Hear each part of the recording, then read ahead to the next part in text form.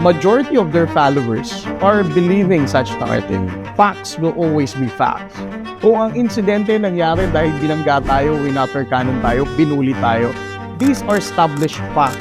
Kung ikaw, vlogger ka, or social media influencer ka, I don't think na hobby mo lang na lahat ng sabihin natin pagdating sa West Philippine Sea, you go against it, sila ang originator neto mga fake news na to. They are against our position the West Philippine Sea. They are also supportive of Alice Guo. They are also claiming na wala naman tayong basihan dun sa paghuli ng mga Chinese spies. No? We are ready to move forward and do anything that is necessary. If you ask me, why is West Philippine Sea still matters to us? I think the most compelling reason is because West Philippine Sea symbolizes our own national identity as Filipinos. We have fought our independence and sovereignty long and hard, and we have national heroes who sacrifice their lives. Para sa akin, that's the most important reason why we need to keep on standing and fighting for the West Philippine Sea. Welcome back everyone dito sa latest episode ng Pilipinas 360 Degrees. Recently, we had no less than the Secretary of Energy. Napaka-comprehensive yung discussion natin. But today, we have another very special guest. Hindi siya secretary pa, hindi pa siya presidential cabinet level, but nevertheless, one of the most prominent figures in Philippine government, especially sa usapin West Philippine Sea. Kasama po natin, ano ulit pangalan niya, sir? Thank you, Richard. I'm Commodore Jay Commodore Jay Tarriela, of course. Si Commodore Tarriela, matagal na po natin kasama sa iba't ibang plataforma. And a very spirited patriot and of course, really an eloquent spokesman for Philippine national interest pagdating sa West Philippine Sea issue. Speaking of eloquent spokesman, medyo spicy yung language nyo recently sa Tricom, no? Can you give me a context of yung, was it Mark Lopez ba yan or something? Yeah. Well, yeah, it was Mark Lopez. I think that was the third Tricom meeting, bukod dun sa naging Tricom meeting natin the other day. No? Yeah. Para kasi sa akin, well, those words. August 23, 2024, he said, patriotism my ass. Kayo kaya ang taksil sa bayan dahil sunod-sunuran kayo sa dikta ng I Amerika. just read, no? Yung mga pinost naman nila sa akin. But I think it is important for us to really call out those trolls or bloggers or social media influencers that counter our factual narrative when it comes to the West Philippine Sea. Ang argument ko nga dito, kung ang Philippine government is providing photos, videos, and even testimonial reporting ng ating mga journalists na ikinakarga sa barko, for them to actually witness what are those aggressive actions na pinagdadaanan ng Coast Guard, and yet, hindi pa rin yun enough sa'yo, you would still believe na tama yung narrative ng China, na tayo ang bumangga, tayo ang dahilan ba't nag-escalate ang tension, and tayo ang may problema because we're just being dictated by the United States. Parang para sa akin, may mali na eh. No? And unfortunately, there are instances that majority of their followers are believing such narrative. That's why it is important for us to really call them out and to tell the Filipino people that we should avoid this kind of narrative because it does not help our position in the West Philippine Sea. Okay. Why in particular this vlogger? Has this vlogger been particularly targeting you throughout the years on the West Philippine Sea issue? Well, Parang medyo, hindi naman hugot, pero very spirited, yung back and forth, yeah. You know, you can really look at him, how he behaved. Yeah. He even didn't call the West Philippine Sea as West Philippine Sea. He was very confident in saying South China Sea. At some point, he even questioned the congressman na ano daw ang nawala sa atin, na alam naman nating lahat what is happening in the West Philippine Sea. So those kind of behavior are really an evidence as well of where he really stands, no? And if you're going to browse all his social media posting, whether in Twitter or in Facebook, lahat yan countering our position in the West Philippine Sea. But then again, of course, you have an academic background, you have a PhD in international relations. I work in the academy. We have diversity of opinions. How does diversity of opinion diverge from this? Na because naalala ko yung sinabi niya something along the lines of, well, ito yung mga binabasa ko, so ganyan ang perspective ko. So basically, he's exercising his freedom of expression. In what sense is that not an exercising freedom of expression? Well, again, I'll go back to my main argument. Our claim, our position is based on factual narrative. Ang sabi ko nga, kung may mga insidente, meron tayong resibo. We have photos, images, and the reports of the media personalities themselves. No? So, I don't really believe kung sasabihin mo, no, it's my opinion. Again, everybody's entitled for their own opinion, but not with your own facts. Facts will always be facts. Kung ang insidente nangyari dahil binangga tayo, winuttercanon tayo, binuli tayo, these are established facts. Hindi ka pwedeng magsabing, hindi, based on my opinion, based on what I read, based on how I see it, Philippine Coast Guard ang bumangga. I think that's very unpatriotic and that is against our national interest. So, we need to understand that these are not opinion, that you cannot hide from the constitutional guarantee of freedom of expression. This complicates because, again, it's national security. Commodore, I want to go back to this. So, okay, I think part of freedom of expression is also the freedom to remain ignorant or or worse. But basically, ang implication ng Tricom hearings is that hindi ito usapin ng diversity of views or actually ignorance, right? Ang usapin dito is baka there's a systematic effort to engage in disinformation, right? Hindi ito misinformation lang na kulang sa impormasyon or konteksto itong tao na to kaya kung ano nung pinagsasabi. Hindi lang ito just crackpots. We're not talking about just crackpots. We're talking about people that allegedly are part of a systematic effort to undermine our national interest. Is that your understanding of what's happening? Although, of course, I'll leave it to NBI and relevant agencies to investigate this further. Well, that's a fair question naman, Richard. No? But I think I have some inclination that I would agree with you. Kasi kung ikaw vlogger ka or social media influencer ka, I don't think na hobby mo lang na lahat ng sabihin natin pagdating sa West Philippine Sea, you go against it, you find loopholes to counter. Parang kinarir. Diba? Why would you spend so much time writing blogs or writing posts that counters our position? Pag-support sa buhay, iniwan ng jowa, I don't know, diba? sa mag-move on. Pwede bang hobbyist ka lang na ang hobby ko buong linggo ngayon ay sumulat ng mga article that counters our position the West Philippines. I don't think somebody who was right mind of thinking would do that kind of activity, right? And do you see, because from my own experience, I see, hindi naman copy-paste level. Parang sobrang almost similar yung talking points. It sounds like a chorus to me. It doesn't sound like independent people just expressing their views. Yeah, and that was my presentation during the last Tricom meeting. Na meron talaga silang levels of dissemination of fake news and disinformation. Merong initiators. These are known social media influencers na mataas ang number ng following. Kumbaga, para sa akin, sila ang originator neto mga fake news na to. And then the next level will be the disseminators. No? The disseminators are like probably trolls. Ang gagawin lang nila Farm operation. Eto mga to. Yeah. We wouldn't know whether it's just multiple accounts na wala naman talagang identity yung gumawa. And then the third one will be the reposters. No? And then these reposters are probably fanatic ng ilang politiko or mataas na follower ng mga ilang figures. And that's it. No? And who really was victimized with this kind of spread of disinformation is the general public. It divides the Filipino people when it comes to understanding of what's happening in the West Philippine Sea. Like marami ring Pilipino kapag binasa mo yung mga post nila na naniniwala na ang West Philippine Sea ay katang-isip lamang. Na ang West Philippine Sea, wala tayong legal na basehan dyan. Na ang laban sa West Philippine Sea ay dikta lamang ng Amerika.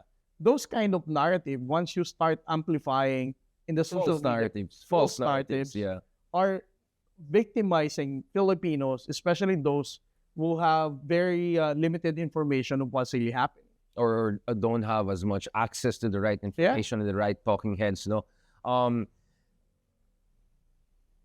Do you think it's natural? Again, I know it's a sensitive question. Now we have folks, friends like Yusek Malaya from National Security and others to discuss this. I also talked to General Torre about this kasi nagsampa din siya ng libel against one of the trolls who was attacking based on fake information. But do you think eventually dapat pupunta na tayo sa issue ng money trail? Kasi yun yung argument ng people like former Senator Trillanes. Now, when you look at a lot of individuals involved in attacking the government on different issues or in some way aligned to the former president, among others, it looks like this is a very well-oiled machine. And there could be even a suspicion that there could be even foreign powers or external forces involved in this. Do you think that, I'm not saying you to accuse anyone of treason, ibang usapan although I think sometimes you have abstracted languages that could, some would say, veer in that direction. Pero sa tingin niyo ba, dapat mayroon din systematic effort to see kung may systematic support from an external power? Kasi kung may money trail or may ibang usapan na yan, di ba? Medyo ano na yan, national security issue na yan. Do you think that should be the direction? Because at the end of the day, your entire transparency initiative is precise to unify the country based on the facts of the matter and based on our sovereign rights. So naturally, if someone wants to undermine that, is to fund purveyors of anything that contradicts that. So this could be a matter of foreign policy or coherent policy for interested parties. Well, before I answer that question, Richard, no, I also want to note na as part of my presentation sa Tricom, we also tried to intersect those points na nire-raise ng mga social media influencers na to na talagang pro-China trolls. To counter fake news pervading wrong information about our fight in the West Philippine Sea. They are against our position in the West Philippine Sea. Second, they are also supportive of Alice Guo when she was being tried by the Senate. Third, you mean Go Waping? Go Waping. AKA Alice. Yeah. And then the third one, they're also claiming na wala naman tayong basihan dun sa paghuli ng mga Chinese spies, no? Oh, wow. So, the intersection of these three issues ay pretty much pointing to China, right? So, I would agree with you. It's about time for us to enact a law that would really look into the money trail ng mga tao na to na nagpapakalat ng misinformation and disinformation, whether about the West Philippine Sea or anything that concerns our national security. Well, I mean, just to be fair, kung ikaw ay lobbyist for a foreign country or you're working for an embassy, anything, wala naman tayong problema, but be transparent about it, right? So I think we have existing legislation and existing infrastructure all around the world, in democracies whereby kung ikaw talaga ay lobbying for a certain country, for business, for politics, whatever, as long as you're transparent about that, well, I won't respect you as much in terms of your patriotism, but at least for your transparency. Ang problema kasi natin dito is there's some people who are pretending to be even professors or academics or I don't know, innocent bystanders, and but it looks like it's part of something else, right? Well, speaking of claiming to be a professor, no, some of them now, in response to what transpired last time, are now invoking academic freedom as From as a Chinese university. as another excuse. Just saying, like, It's not just freedom of expression, Yeah. but it's academic freedom. wow. What we were asserting is based on thorough research, blah, blah, blah. But, you know, coincidental lang ba talaga na ang thorough research mo Ay, claiming purong anti-Philippines. ay anti-Philippines at pro-China Right. at anti-US, right? Right. Well, I think we know the answer, but we'll rather not say it and we'll wait for more evidence to come out, and hopefully that's the direction we move. But are you happy that finally this Tricom is happening? Because, Commodore, we have been having conversations for years because of this our common advocacy dito sa issue ng West Philippine Sea. Pero parang, ang pansin ko parang, ba't ang inintay pa natin hanggang ngayon? Pero in fairness, uminit talaga tong Tricom na to at may papunta pa tayo sa interesting part. Have you been encouraged, if not impressed, by how the Tricom has been slowly building up, or more than slowly building up, on investigating this serious matter of disinformation? Yeah. Well, you know, as early as the announcement of Congressman Fernandez that they're going to have this Tricom meeting to look into fake news and misinformation, I already appreciated such effort. Ang sabi ko, it's about time for us to look into this misinformation movement nito mga pro-China trolls na to, because it makes it difficult for the Transparency Initiative to really create awareness sa ating mga kababayan kung patuloy pa rin ang maling impormasyon pagdating sa West Philippines. And that right now, as things unfold in the past 4 Tricom meetings already, we have seen already significant information and evidences as to what is really happening with that kind of trolling that there's. Yeah, I want to go back to this because, of course, the big question also is where's the Senate, right? Which we'll discuss very shortly. I think we all know the answer why, but we'll discuss it shortly. But before that, ang napansin ko is nung una, I think marami dito sa mga, I don't know how to, purveyors, peddlers of fake news or alleged purveyors of fake news. I think nung una hindi nila sineryoso tong Tricom, di ba? Hindi Yeah. napakita ng iba. They And even challenge it. They even challenge it. And then later on, nagpakita sila, and then andun pa rin yung sense of, I would even say entitlement. Some of them were talking as if they're singing to the choir or feeling nila they're still nasa poder sila. And then suddenly, next thing you know, umiyak yung isa umiyak. Even yung matapang mong kausap, parang, like, Hindi, inamin niya na fake news. Apologize po ako. Mali po ako. Sige po, fake news po ako. and like, I was surprised na, parang yung from 1 to 10, yung level of confidence and aggression online is like 11 out of 10. And then nung nandun na siya sa Tricom, parang 2 out of 10. Why are you surprised by parang deflated tire na nakita mo? I mean, what is your psychological analysis, if anything? Kasi, of course, this is close to your heart. You have been bullied but online trolled by these people for so long. Well, I And then think- biglang ganyan lang makikita mo. I think because siguro nitong mga nakaraang taon, they were very confident na nobody can touch them. That they can hide from Impunity. impunity. Yeah. They can hide from the constitutional freedom of expression. So when they realize na pag pumunta ka talaga sa Tricom meeting na to, this honorable congressman will really grill you, and they are really serious Yeah. in calling you out, making you more accountable about what you said and wrote. Yun na yung parang the fear started to kick in na parang seryoso na to. Hindi na pwedeng mag-joke lang dito. Parang yung sa movie, yung bigla may scene, bigla na-realize, oh my God, ito yung reality, this is real, di ba? Yeah. And then, nung nag-iyakan na yung iba, what did you feel? Naawa ka ba sa kanila or natawa ka? like, or you just said, or na-realize mo, na-realize na nila, iba na ang panahon ngayon. Things are moving in different directions. Well, I think, in fairness naman, no, not all those invited bloggers and social media influencers have said something about the West Philippine Sea. Yes. Hindi sila lahat, you know.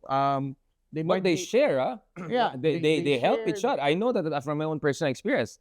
Kahit yung parang kumaga, hindi shtick nung isang Mhm. isi-share pa rin nila to amplify it. Yeah. I saw that. And just last time, the other nitong natapos lang na Tricom meeting, no, they were even asked each one of them kung what's their stand and what's their take in the West Philippine Sea.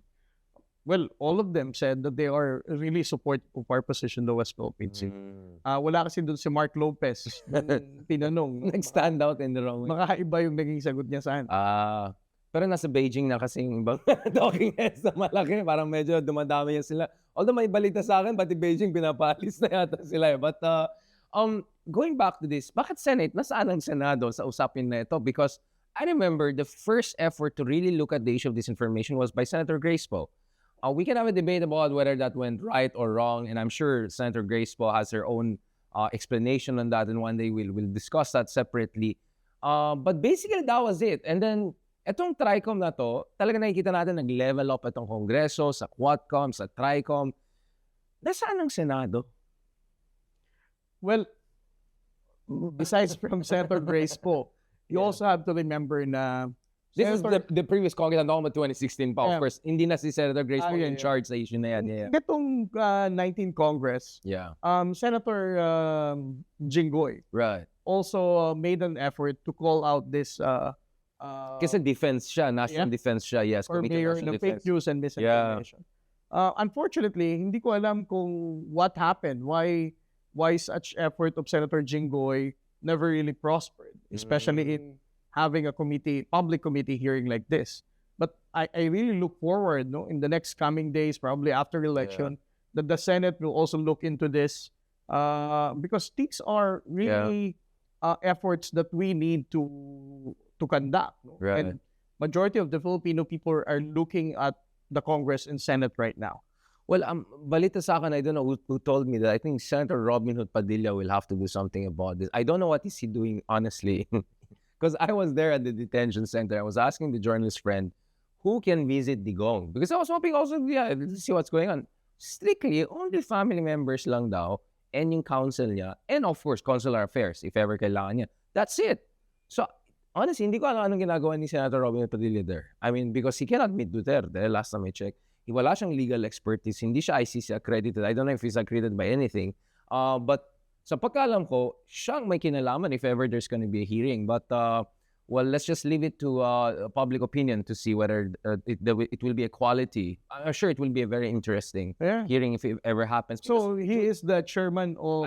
that's what I heard. Na, I think Senator Ronald Padilla will be a key figure, or he will be the one tasked if ever to form this. That will be quite interesting. Because the good senator, I think, has also very strong views that some of us may not completely agree with, right? And probably his understanding what is disinformation could be different. But nevertheless, constitutional duty din nila. Kasi Foreign Affairs Committee has been very, very busy looking into the issue of the ICC arrest of President Duterte. So that shows na, well, re-election is si Senator Amy Marcos. So it looks like may time naman sila. Kaya naman nilang gawin. So I think let's just hope for the relevant senators and individuals to get this together. I'm glad to hear that Senator Jinggoy, who's in charge of national defense, is doing this. And I'm sure in the next Congress, if people like Senator Lacson come back who have really, really solid background on this, I think we'll see even more robust look into this issue. Because to be honest, Commodore, ang pansin namin is sobrang nag-level up yung Congress in the past year or so.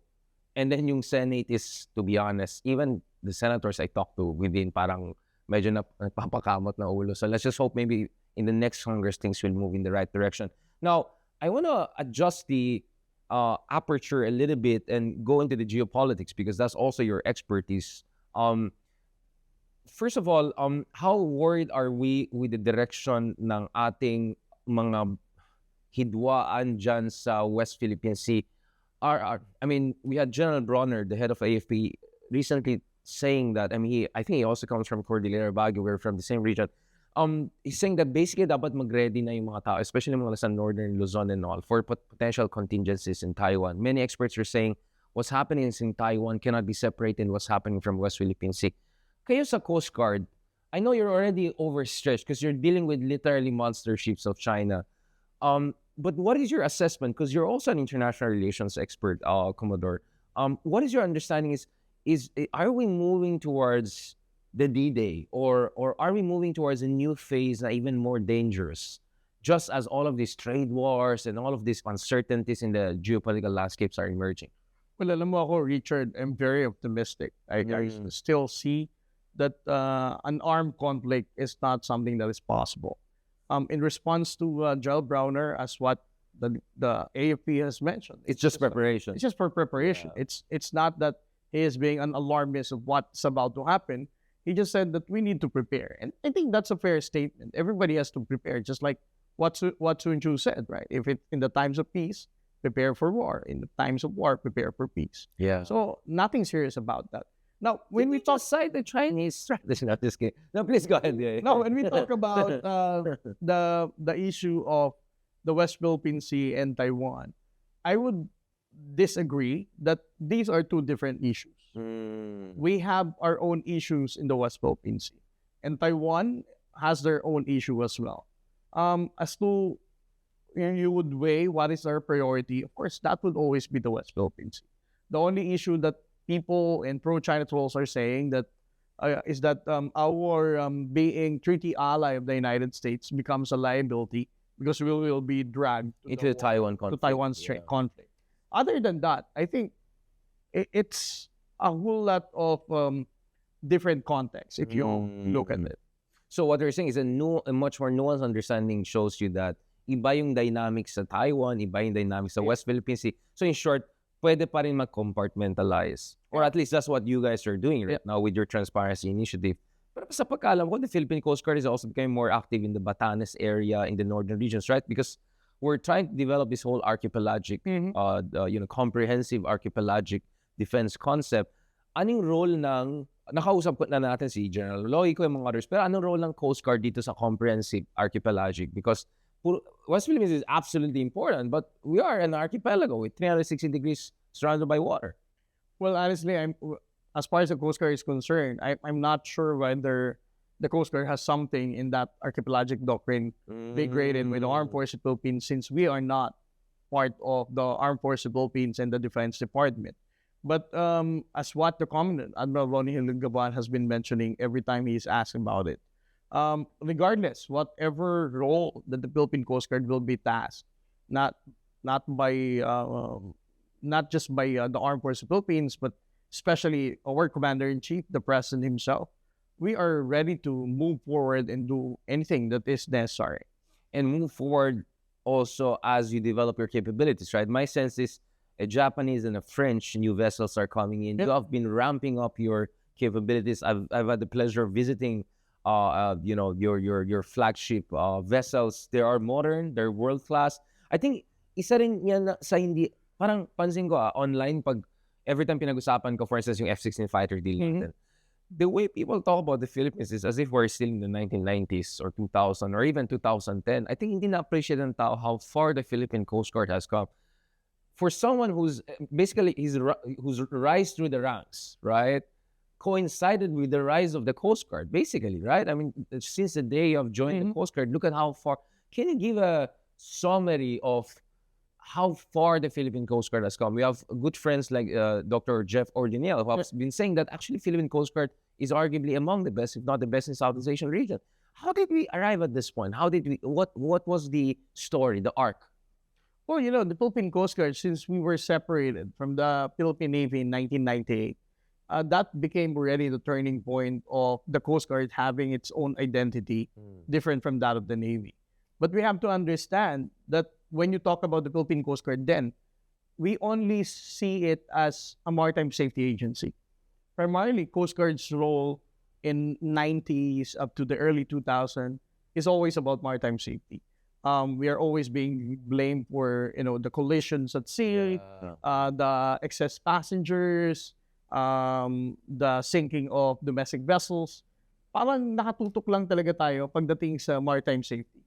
And that so basically parang kayong MMDA ng mga tubig, parang ganun. Yeah, and you cannot blame them because maritime safety is actually a core function of the Philippine Coast Guard. And then 2006, nagkaroon naman tayo ng oil spill incident. Guimaras, oil spill incident.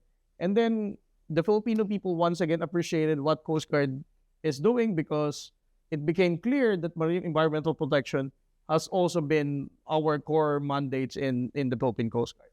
So from then on, from 98 up to 2009, until the Coast Guard law was passed, after the Princess of the Stars incident happened, during the time of Gloria Macapagal Arroyo, the Coast Guard is seen as a constabulary maritime seafaring agency, which is dealing only with maritime safety, search and rescue, and environmental protection. And then, all of a sudden, the 2012 standoff happened. And the Chinese propaganda then is that the Philippine government is militarizing the issue in... Kasi naval warship ang Gregorio del Pilar. Gregorio del Pilar is about to arrest Chinese poachers. And that led to the standoff for so many months. From then on, President Noynoy Aquino changed his approach. He was the one who first conceptualized the white-to-white ship strategy. So the Philippine Coast Guard's vessels then... Meaning civilian Coast Guard to civilian Coast Guard or civilian issues. Well, like fishermen. There is no China Coast Guard then. It was only in 2013 that the China Coast Guard was also created. They still have what they call the five dragons, leg dragons, right? Five neck dragons, right? So 5-headed dragons, and these are all maritime agencies.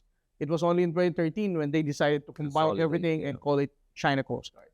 But in 2012 and 2013, when we started deploying Coast Guard vessel, our Coast Guard vessels inventory are only limited to 456 meters that came from Australia as well, and 435 meters, and 10 BFAR vessels, which is manned by the Philippine Coast Guard and are made from Spain. These are Spanish-made 30-meter patrol vessels. So relatively small, and so did we even have multi-role patrol vessels? Not yet, because in 2013, after the standoff, President Noynoy Aquino went to Japan to talk to Prime Minister Abe. And that was the first time that they discussed the possibility of using ODA for the acquisition of Coast Guard vessels. And that is the multi-role vessels that we have now. So after Noynoy Aquino, the 10 MRB 44-meter vessels were delivered during the time of President Duterte.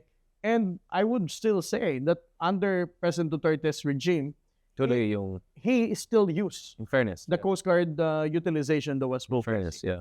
And not just the Coast Guard utilization in the West Philippine Sea, but I would say that he also used Coast Guard diplomacy. You remember when, the Philippine Coast Guard even hosted China Coast Guard here. The Philippine Coast Guard has been very active in engaging ASEAN Coast Guard. And I visited China Coast Guard in China Marinas. Coast- yeah. And we even allowed China Coast Guard to have port visit here in Manila during the time of President Duterte. So for President Duterte, he also was the one who benefited from the acquisition of the 97-meter vessel. This is the big ones. vessels. Yeah. The BRP Teresa Magbanua and BRP Melchora Aquino, and even the 83 meters that came from France, the BRP Gabriela Silang. And then comes President Bongo Marcos. He just continued basically the white-to-white ship strategy, the Coast Guard diplomacy, and right now And Prime Minister Kishida was here the other year. Former Prime Minister Kishida was here also. in which Yeah. the government also highlighted the acquisition of 5 more 97-meter vessels. So that is now currently being planned out already. We're hopeful that by 2027 or late 2026, we will have first deliveries of the 97-meter vessels. And this is the last part of our discussion, but I think it's also very important. So dun sa isang episode natin, kausap natin yung Secretary of Energy. We talk about the Malambaya plant running out, but also adjacent efforts to still keep going. To a certain degree, we discuss also yung issue ng resources natin, whether yung isda or oil and gas resources. How important is the West Philippine Sea for our national economic and energy security? And bakit mahalaga din ang role ng Coast Guard, Commodore? Alam mo, para sa akin, Richard, you can ask all our economists, all our marine scientists, and even the Department of Energy to quantify all of those resources na meron tayo sa West Philippine Sea. And I would like to leave that response to them. But it could be in trillions, right? Yeah, it could be trillions. But if you ask me, why is West Philippine Sea still matters to us? I think the most compelling reason is because West Philippine Sea symbolizes our own national identity as Filipinos. We have fought our independence and sovereignty long and hard, and we have national heroes who sacrifice their lives. Para sa akin, that's the most important reason why we need to keep on standing and fighting for the West Philippine Sea. This is our obligation to those great national heroes who sacrifice their lives. And at the same time, it is our obligation for the next generation of Filipinos to still have the West Philippine Sea. Alam mo, Commander, I really appreciate you saying that kasi, I see the point of making it more relatable to people as a gut issue. Pero ang point ko kasi is when you make it about economics and pragmatics lang, usually maririnig mo sa kabilang campus, kung mabait tayo sa West Philippine Sea, magbibigay sila ng billions of investments. Literally, you have President Duterte making arguments na, Let's just join exploration. Yeah, let's just be meek and quiet. And he said, let's be meek and we'll have China's mercy.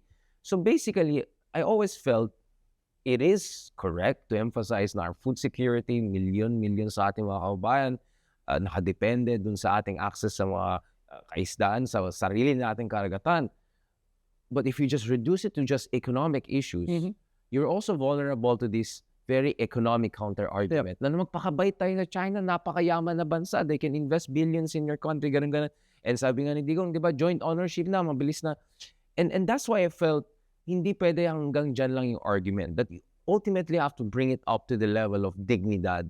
Diba? This is about our dignity as a nation. If we're just gonna allow anyone to just run us over dun sa sarili natin bakuran, based on international law, then good luck na lang sa atin.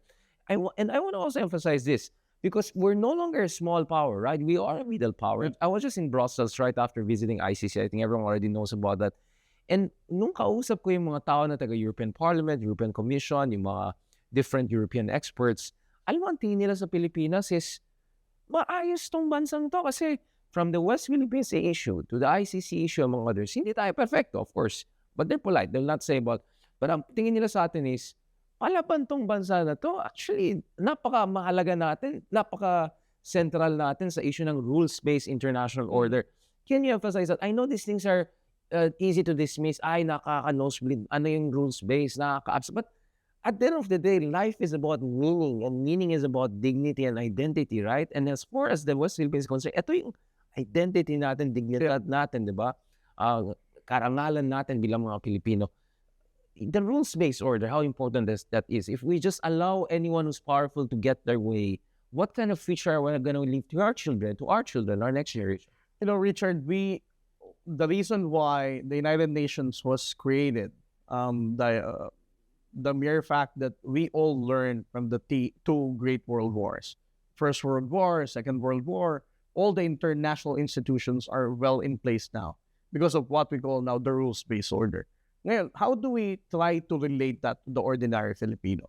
Ang ibig sabihin lang naman ng rules-based order is wherein we all agree that despite of your size, whether you're big or small, powerful nation or rich nation or poor, kapag ang pinag-usapan natin dito is international law, for example, about the United Nations Convention of the Law of the Sea, and you agree to such treaty, regardless of whatever status you have to respect the territorial limits you have as a country. And you also have to respect the limits of other countries towards you. Unfortunately, China, obviously, since they are probably thinking that they will be, be able to defeat the United States in terms of economic and military power, they started flexing their muscle and started bullying smaller countries, not just here in the Philippines.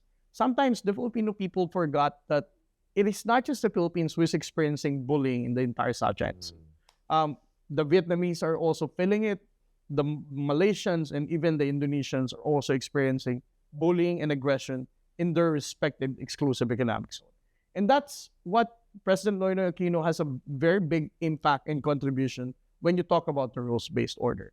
Because when he decided to file a case at the arbitral court, it was a clear indication that the Philippine government really believes on the rules-based order and the international institutions that are in place to hold countries accountable of their violations in the international law. And that is what we are showing the entire world right now, that being mightier, being more powerful than anybody in the world doesn't make you right. Might will never make will never make it right, and it will never says like, since you can do that, then you have all the reasons to take over somebody's world. And we don't want the rule of the jungle, right? Because automatically the winners are going to be the superpowers and the losers will be the majority of humanity or majority of nations out there. Commodore Tarriela, thank you so much for your service. Thank you so much for your insights. I know this is going to be more like kind of a bro motivational talk, but medyo, the past few years have been rough waters, right, for you guys in both literal and figurative sense. What keeps you going? What keeps you going? What keeps you going despite all of the trawling, all of the challenges you face, the risk of conflict, although I know that you're saying the probability is much lower than many people think. But what keeps you going? Is it this sense na nakaka-proud maging Pilipino, especially nowadays, dahil palaban tayo, dahil nare-recognize tayo, kahit hindi tayo tinutulungan ng mga kapitbahay natin, alam natin grudgingly deep inside, naiinis sila kasi we remind them of their inaction and all. I know you're not gonna say anything on that, but that's what I sense when I talk to our counterparts in ASEAN. I've attended some of the ASEAN summits and all throughout the years, including this year. I think grudgingly deep inside, nakikita ng iba, in fairness sa mga Pilipino, to palaban sila. And we're doing this on our own. There are no Americans over the horizon when you guys are doing your transparency initiative, right? Last time I checked, you're doing everything yourself, right? Are you feeling vindicated in a sense, feeling that history is on your side and you're riding the crest of history towards a much more self-respecting and respected and more autonomous Philippines? Alam mo, para sa akin, Richard, I have this experience. No, I was eating in a certain restaurant, and then the manager came to me, and then she said, "I would like to apologize to you." Oh. And then I said, "Bakit po, ma'am?" She said, "Alam mo, sir, during the first few days ng Transparency Initiative, when you started exposing about Chinese aggression, I really hated you. Every time I see you on the news, ayaw na ayaw kitang makita sa TV. And then I said, what changed your mind? Pero bakit ayaw niya? Dahil, Yeah, and why? Oh. Why do you hate Yeah. me? And then she said, alam mo sir, I have 3 kids. So I'm a mother. And I think like, ang sabi kasi dati, napoprovoke kayo ng war, parang gano'n. magkakagera, maraming mamamatay, kawawa naman mga anak ko. That's why I hate you for it. I hate you every time you publicize all this. It's because I thought na totoo yung sinasabing you are the one escalating the tension. That standing up for the West Philippine Sea would lead to war. And then eventually, you had another interview. Ang sabi mo, nung tinanong ka, why are you doing this? I said, we are doing this not because for us Filipinos right now. We are doing this for the next generation of Filipinos. Kung tatay ka, nanay ka, may anak ka ngayon, you are actually doing this para sa mga anak mo. Para sa susunod na saling lahi ng Pilipino. President Bongbong Marcos never promised that by 2028, he's going to solve the problem in the West Philippine Sea. As what Justice Carpio said, our issue in the West Philippine Sea is intergenerational. Ipapasa natin ito sa susunod na saling lahi ng Pilipino. What we're doing right now, we should never get tired. We just have to keep on holding the line because the next generation of Filipinos will continue the fight. And that is the reason why I still have to, maintain the same level of stamina, never get tired of doing this. Because I think this is a fight for the next generation of Filipinos. And we just have to hold the line for them. Otherwise, pag sinukuan na natin ito ngayon, para na rin sinabi natin sa mga anak natin na, I'm sorry son, I'm sorry my dear daughter, I have failed you because I'm willing to give up West Philippine Sea right now. And you're making sure that day doesn't come whereby tatanungin ka, Tay, ba't wala kang ginawa when the moment came? At least now you know that your conscience is at ease. Yes. And you did the best that you could. And last time I checked, thank you so much for also clarifying that no one is asking for war here. In fact, the more strength and determination you show, the more grudging respect you're gonna get. Mhm. It's when you're weak that you invite aggression and bullying. Anyone should know that. Maraming salamat. Thank you Mabuhay very ka, Commodore Tarriela. And sana tuloy-tuloy lang yung serbisyo mo at yung bardagulan mo at Twitter. And looking forward to seeing more of you in Tricom. Yeah. Maybe I'll be invited, hopefully as an expert, not as a fake swindler. Kasi minapa-invite tayo.